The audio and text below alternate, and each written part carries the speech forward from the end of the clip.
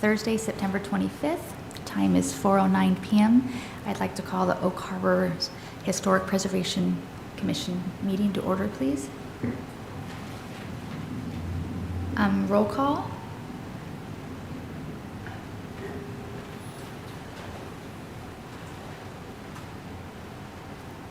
Gideon Kaufman, not here. Greg Lanza, not here. Nick Hamden, here. Yep, I'm here. Barbara Arms. Okay. Approval of minutes. We can skip that. Move on to public comments, please. Sorry, point of order. Chair, if you don't mind mentioning our lack of quorum today, so we won't be taking any action on minutes. I just want to make sure we make that clear for the folks who watch this. Yes, we are going to postpone our quorum because we are, don't have enough commissioners for today's meeting.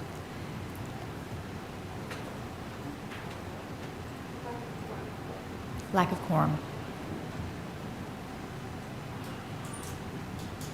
Move to the public comments. Is this for us? Oh, yeah, just there. Oh, okay. Let's go through. It's mine in the back of your head. Gotcha, okay. Comments received since July meeting will be displayed. During this time, the citizens may comment on subjects of interest, not on the agenda or agenda items. To ensure comments are recorded properly, state your name clearly. Individual comments will be limited to 3 minutes to ensure maximum participation during the 15-minute time frame allotted for this item.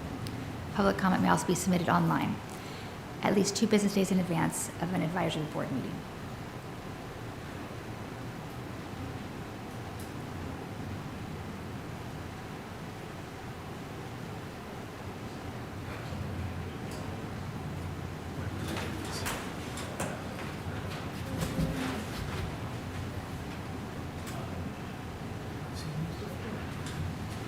Well, it happened since the meeting, so that really, I guess they don't really have to do with us too, so unless people address the comments on the website, they check all the boxes.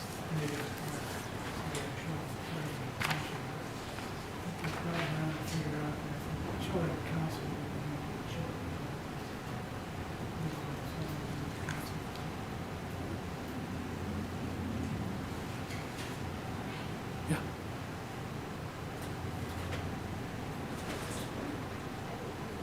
Oh, for this?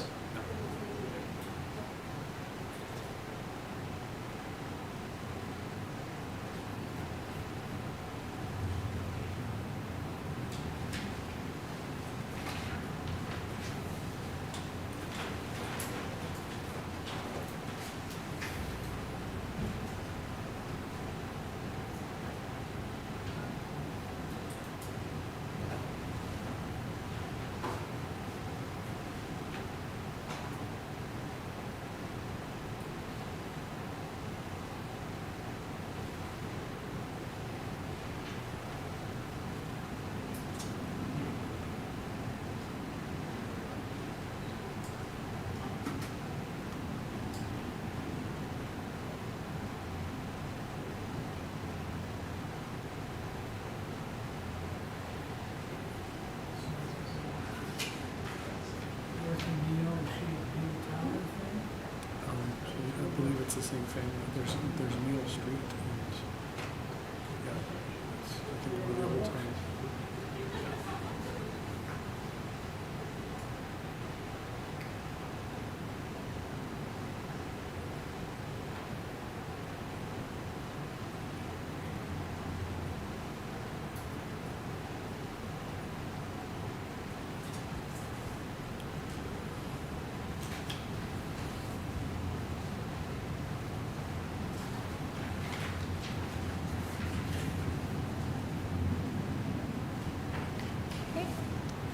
Moving on to the public hearing, we don't have any scheduled. Next, we'll do the discussion, action for Smith Park nomination for inclusion on the historic register. Okay, so as you mentioned, we are short of a quorum today, so what we're going to do is I'm going to go through and make my brief introduction, allow the Gary Oaks Society folks to do their more in-depth discussion of it, and then we're going to have that recorded, obviously, and when we'll come back on our November meeting, have those folks that weren't here watch it, and then actually have the action taken at that time. So that's how we'll do it. Apologies for not getting the quorum here, but we'll take action at the next meeting, presuming there is a quorum. And so what I'll do is I'll make my introduction. You had a question. Aren't you still going to allow public comment just in general, Madam Chair? Of course, Yeah? always. Okay, I signed up. Okay, so is it about the item, No, it's not. just in general? Mhm. Okay, Just general. go ahead. Yep.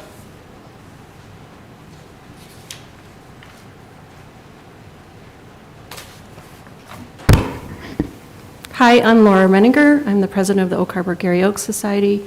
I'm also a fourth-generation Oak Harborite, and I'm really thankful that this commission has formed, and I want to just express my personal gratitude to all of you who are volunteering, including Mr. Lanza, who's not here, and Gideon Kaufman.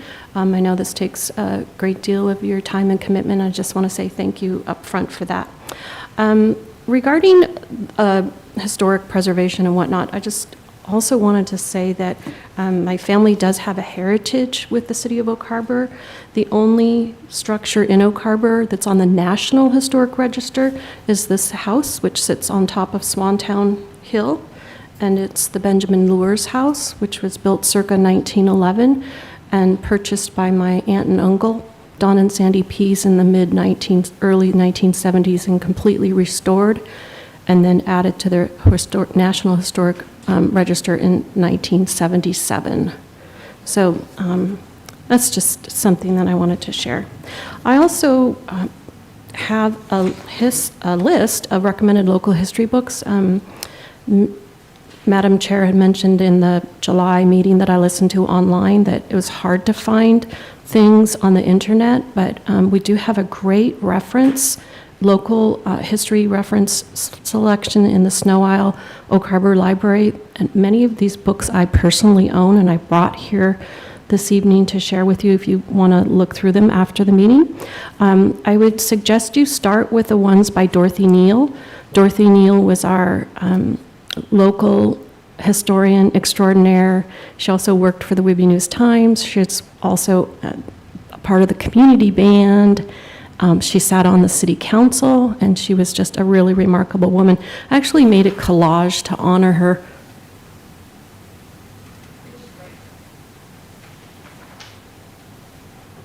So this is Dorothy Neal here. And her books were written kind of in a folksy chat type style. They're not, there's no bibliographies. She mostly did oral interviews with people. But a lot of what she wrote is backed up in other publications or subsequent publications of hers. So anyway, I would suggest starting with those. There's also some other interesting ones that you can find. This one, people probably don't pick up off the shelf. It's A Common Need, Whitby General Hospital and the History of Medical Care on Whitby Island. Did you know that right across from the police station is an old house that was the Arnu Hospital? It was like the only hospital around. It's that sort of white gray house, like right across from the police parking lot. So that's a very interesting fact for history. I also have, this may not be available to you, but this is the Town of Oak Harbor 50th Anniversary Edition. This was the Would-Be Spindrift, which was a local magazine also put out by Dorothy Neal and Friends. And this one is from May 1965. And this schoolhouse here on the cover is where we are right now. On the top of the hill was where they had their schoolhouse. And then it was eventually torn down, and City Hall, our structure, was built in the 50s. So, sadly, I don't own any references to the Native American culture and history here, but there are 2 publications at the library you can check out. Letter from a Skagit Elder and Principal Indian Tribes and Villages of Whidbey Island. And again, Gideon would probably be the guy to talk to if you want to read more about that. And I think, also, you have a great colleague in the executive director of the Island County Historical Museum. Her name is Dalva Church, and she's collaborated with the Oak Harbor Gary Oaks Society in the past, and she's very open to collaborative type events. So I would encourage you to meet her, maybe ask her to come and be a guest speaker and do a short presentation. And then lastly, oral histories. There are some folks still living here in Oak Harbor in their 90s that have memories related to a lot of these books.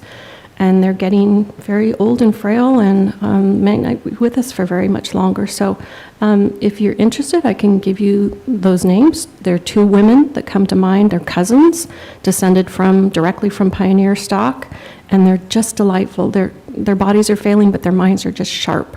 And that might be something that you might like to do. So that ends my public comment for this section. Thank you for listening.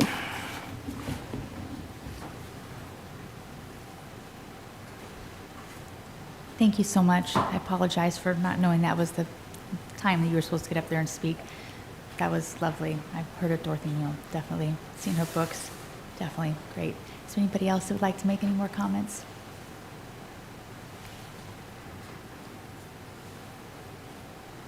Any member comments?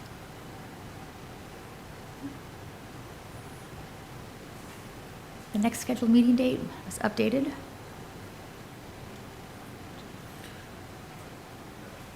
Okay, so we still need to do the presentation on the park.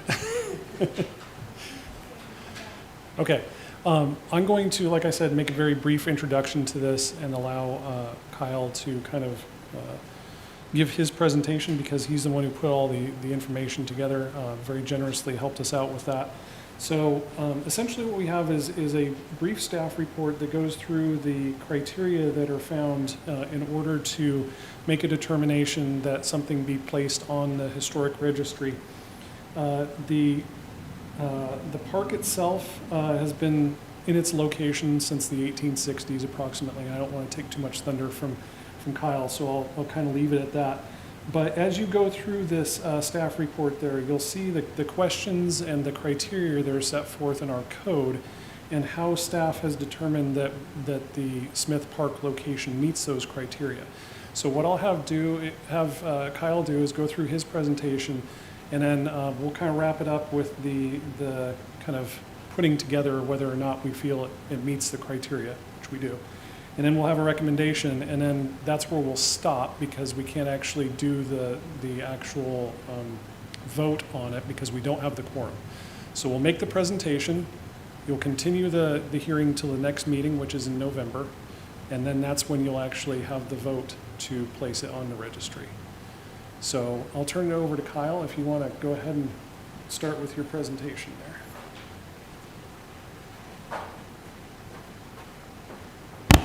Hello, I'm Kyle Renninger. Nice to meet you all. I put together the application for Smith Park to join the City of Oak Harbor Historic Register. Like Ray mentioned, the park's been around a long time. You know, when we go back kind of to the beginning, Native Americans have been here since time immemorial, and they used Oak Harbor as a place to live. We believe that they used the nuts from the acorns of the Gary Oak trees for food, and we also understand they use the wood in multiple different purposes, as well as things that we don't even know about. Once the area started to be developed, the land was owned by multiple different people, including notably the Barringtons. So that's where Barrington Drive, just right out here in front of City Hall, comes from. The story there goes, Captain Barrington and his wife owned it, and Captain Barrington ended up passing away, and Christina Barrington had to support her family. And so she had allowed, or the Barringtons had allowed, that area that we know as Smith Park to function kind of as a town square, essentially, for a long time. It was their property.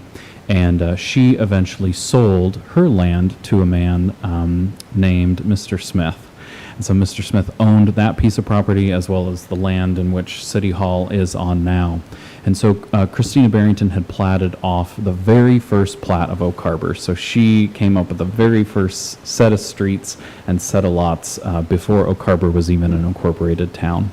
And when Mr. Smith purchased her land and this land that we're on now, he added what's called Smith's Addition to the town, and he made a deal with the townspeople and said, if you buy enough of my lots, I will give you the park. And so the story goes that the citizens were able to snap up enough of Mr. Smith's lots, and he ended up deeding Smith Park over to the town in the early 1900s. He ended up doing so in Arizona. He had taken his wife, I believe her name was Pearl, down to Arizona, and she was recovering from TB. So it's been in public ownership for now well over 100 years. And what makes it, I think, is really historically incredible is not only the prehistory part, right, where we still have a piece of our town with the Gary oak trees on it and the open understory that looks probably very much like it would have back then, but it still retains the Gary oak trees, which I think are probably one of the most key pieces of the park. Not much has been done to the park. So those trees remained. They had built a cabin there for a while. That's where the fire department met. That's where the band met back in the day. They had city council meetings. It was like a clubhouse. That sense, of course, is long gone. But the general feeling of the park remains. And so one of the big litmus tests for these historic properties is if someone from the time period in which it was significant, so we'll say early 1900s, came back to the park today and saw the park, would they recognize it as the park that it was? And I believe very much that they would. It still remains and retains all of its character and all of its charm. So you'll see in the record there, we've got lots of cool historical photos. There were all sorts of events that took place at Smith Park because Smith Park was the only public park in town. And I think that's really significant. It was the park. So when we look back and see in historic newspaper clippings and things like that, it's just called Town Park because that was the town park. Now, there were other places where the public congregated. There was a place called Ely's Ball Field. So the Ely's in town, Jerome Ely, for which Ely Street is named.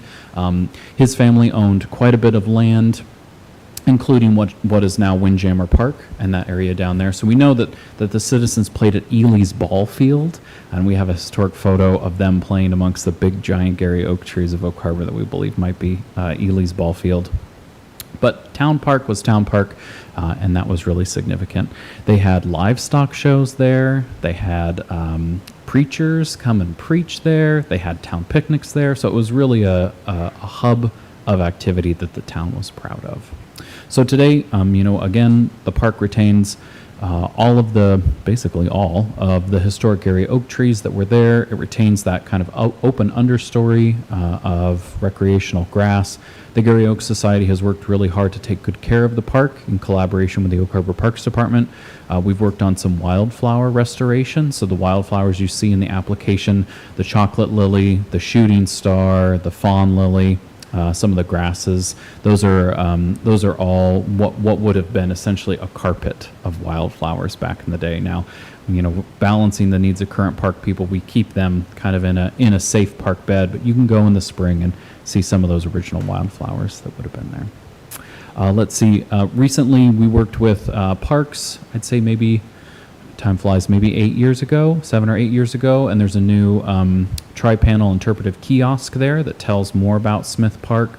Parks also made a beautiful park sign, now 2 new beautiful park signs. One is made out of the Gary oak wood from the post office Gary oak tree that was down there, so that's the wooden one.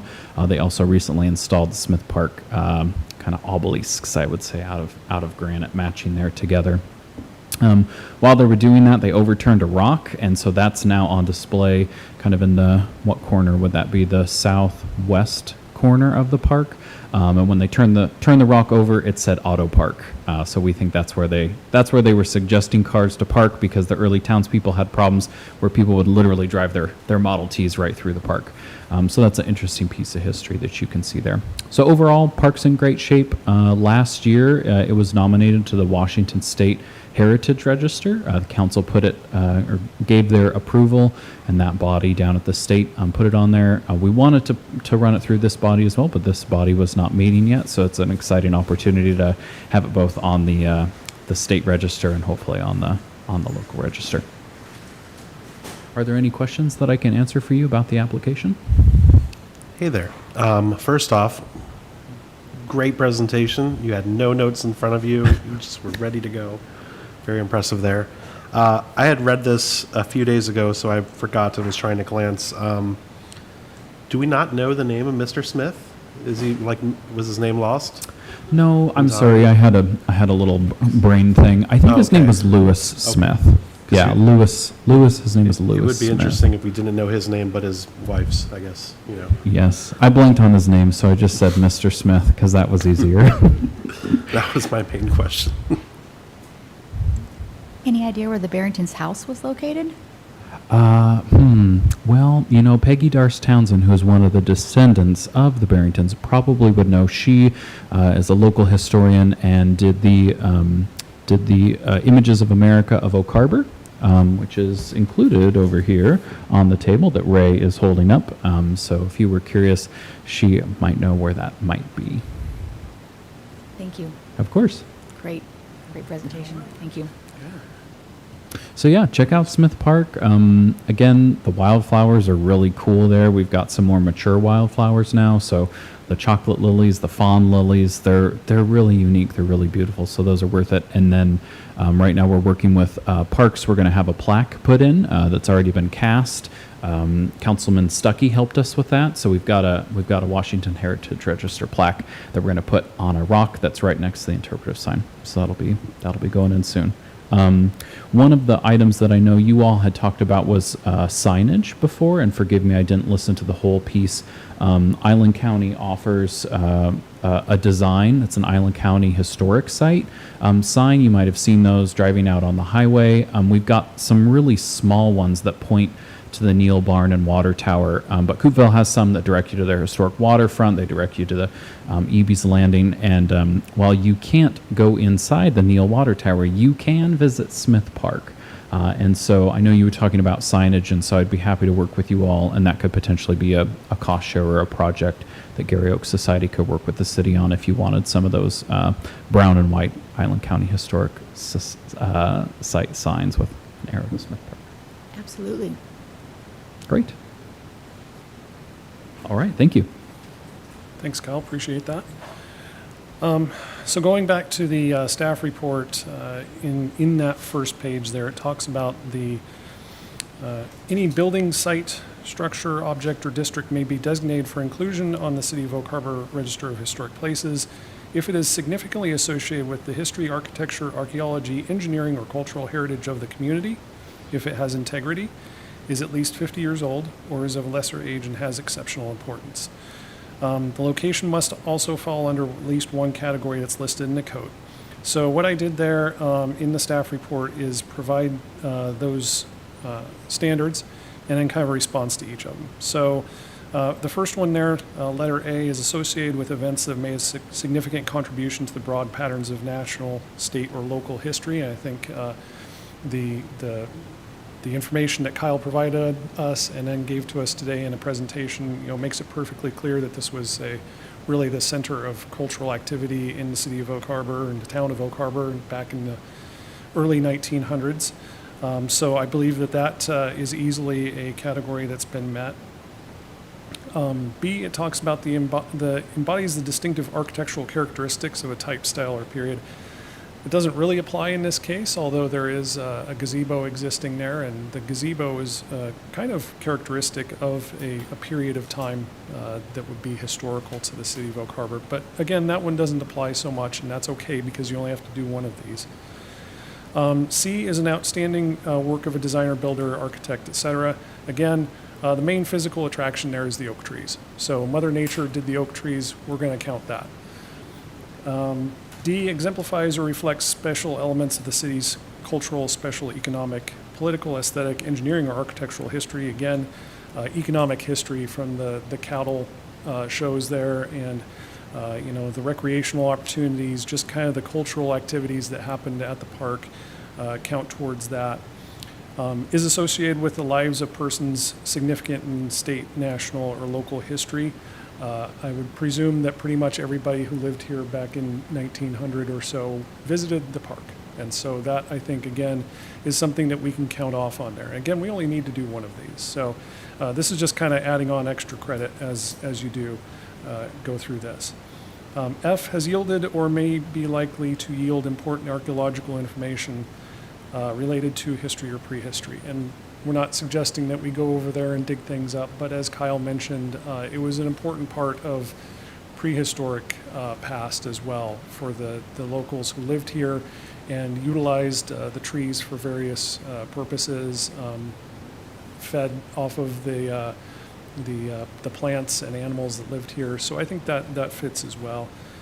G talks about a building, so we're going to skip over that one. H talks about birthplaces. I is a cemetery. J talks about reconstructed buildings. And K talks about a unique example of folk architecture. Those do not apply, but again, you only have to have one.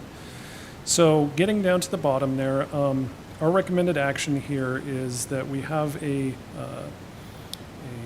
recommended motion as follows in the bold type there. But again, we don't have a quorum today, so what we'll do is we will hold off until the November meeting where we can restart that. So what I'm going to ask the chair is that we continue the meeting to November 14th, 2024, and then we will come back and hopefully have a quorum to approve this to the Oak Harbor Registry.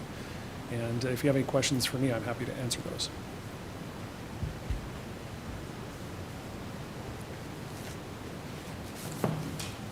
Chair moves to schedule the quorum till the next meeting, which is November 14th, 2024. And meeting's adjourned. Okay.